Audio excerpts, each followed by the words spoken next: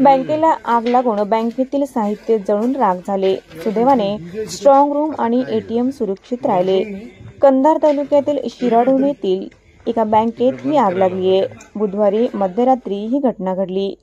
SBI बँकेत ही आग लागली। गावकऱ्यांनी तात्काळ अग्निशामक दलाला पाचारण केले। अग्निशामक दलाने आग आटोक्यात आणली। या आगीत बँकेतील साहित्य जळून खाक झाले। स्ट्रॉंग रूम आणि एटीएमला या आगीची कोणतीही झळ बसली नाही। शॉर्ट सर्किटमुळे आग लागल्याचा अंदाज आहे।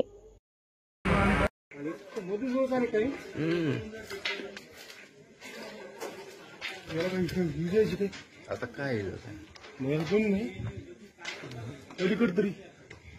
तिकडे बंद करायला हवं का? बॅटरी बी बंद करून टाका।